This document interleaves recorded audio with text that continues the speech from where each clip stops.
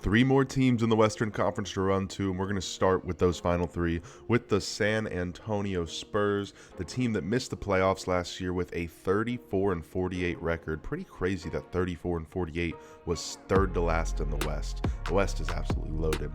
We're going to talk about the Spurs today. WEMBY should be fully healthy to start the season. Unfortunately, we did get news that De'Aaron Fox with a hamstring injury is going to miss the beginning of the season. However, I do believe with Stephon Castle, last year's Rookie of the Year, and Dylan Harper, this team's well equipped in the backcourt as long as WEMBY is out there.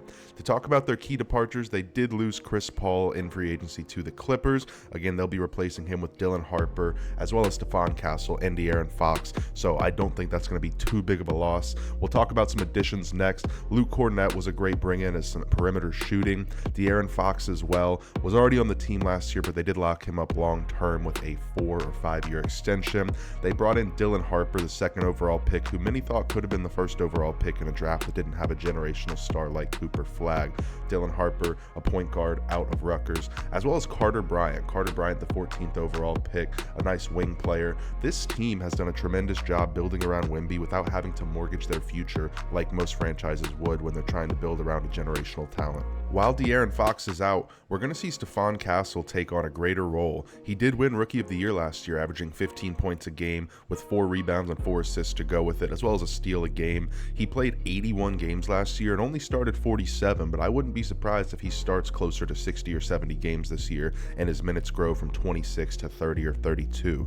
I do believe he'll up his field goal percentage as well. He shot 43% from the floor last year and about 28% from deep. If we can see an increase in production and efficiency with that increase in minutes and what we think Dylan Harper could be with the Spurs bringing De'Aaron Fox back, that's going to be a lethal backcourt to pair with a 7'5" freak like Victor Wembanyama. That leads us into today's X Factor, which is none other than the freak himself, Victor Wembanyama. When on the court, Wemby's only gotten better season over season, averaging 24-11 with 3.8 blocks per game last year.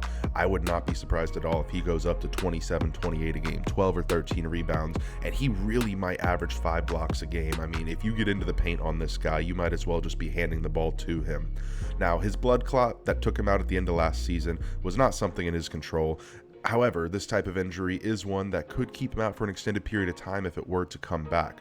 If we don't want to talk about hypothetical injuries or potentially missing games, another X factor, of course, Dylan Harper, we mentioned earlier. He was one of the best pick and roll guards in the NCAA last season. He's too talented to sit the bench for the Spurs, and while it's not great that De'Aaron Fox is injured, I do think that Dylan Harper, what is great about that is he'll have a more premier role to start the season.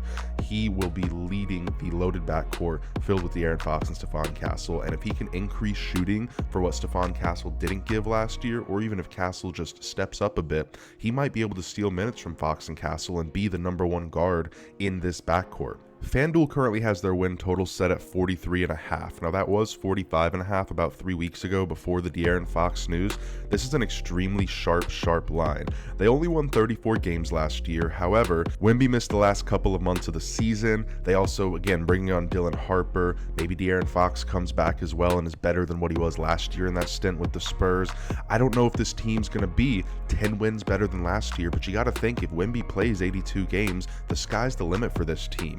I'm going to slightly lean over. I know not every team can go over, but there's just so much potential in this team. And if they reach that potential, I could see them eclipsing the play-in and finishing around a 6th seed, which would probably be somewhere in that 45 win mark. The final verdict here, this team has many interesting pieces, as well as the addition of second overall pick Dylan Harper is one that could separate the Spurs from the play-in dungeon. However, their additions this offseason, again, I don't know if it's going to warrant a 10-game improvement, so I'm hesitant to say over, but I believe in Victor Wembanyama as he's done nothing but improve each of his first 2 seasons in the league. Let me know if you have any hot takes about the San Antonio Spurs, or if you think this is the year that maybe WEMBY competes for an MVP. As always, thank you guys for watching, and of course, shout out to Suncoast Sports for helping me produce these videos. Suncoast Sports being a breaking company on the app Fanatics Live. Fanatics Live, where we get all kinds of exclusive trading cards, autographs, and memorabilia alike from rookies, stars, and legends. See you on the next one.